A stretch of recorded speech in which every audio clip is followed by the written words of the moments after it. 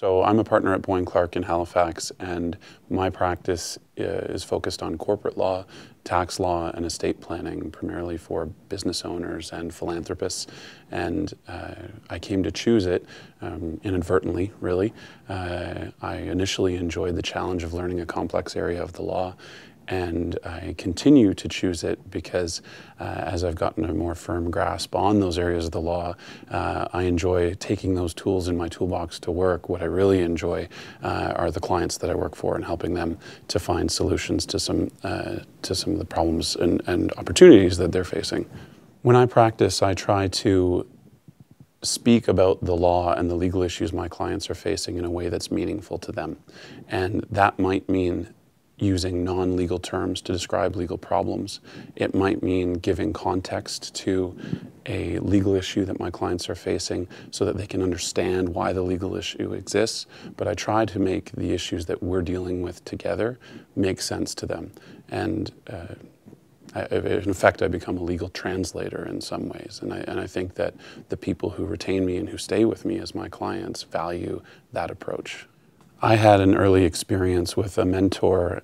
His name is David Thompson, and he brought to me in my early associate days a letter from a very, very respected lawyer at another firm with a constructive criticism of a document that we had prepared. And he brought down the document and brought down the letter and the criticism and said to me, as partners do to associates, "What do you think?" And I did what young associates do, and I immediately started to research and dig into the problem. And I found a reason that this very respected and very correct lawyer might be wrong in some circumstance. And I very proudly, like a peacock, marched down to my mentor's office and I said, "I found a reason that we're right, more or less." In effect, that's what I was doing. And he scolded me, essentially, and said, "There's two types of lawyers. There's deal makers and there's deal breakers. And there's really not a place here for the latter."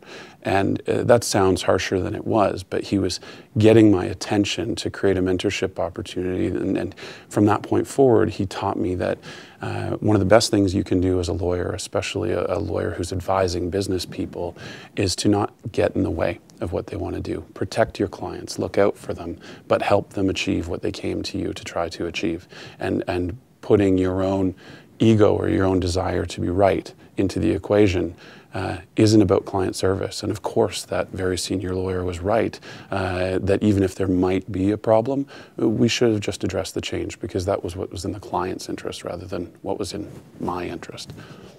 I sit as a member of the board of directors of the Dartmouth General Hospital Charitable Foundation, and we raise funds to support that hospital and its staff to acquire things, to help send their nurses and their doctors on different programming, and it's a very fulfilling experience. I like approaching the operation of an organization like that not as the lawyer.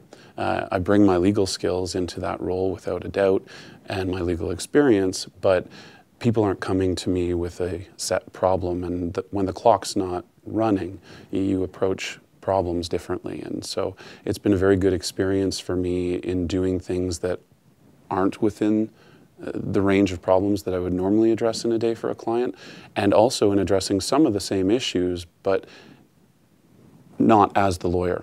And that's been very valuable for me, and I very much enjoy being part of a hospital foundation that's an integral part of the community where my family and I live. I think when you are involved in all the operations of an organization, you see more context for any problem than you're often presented with at first when a client presents you with an issue when you're acting as a lawyer. They tend to have defined the problem or the issue for you, whereas when you're involved in the organization, you might look at it differently in the broader context of the problem.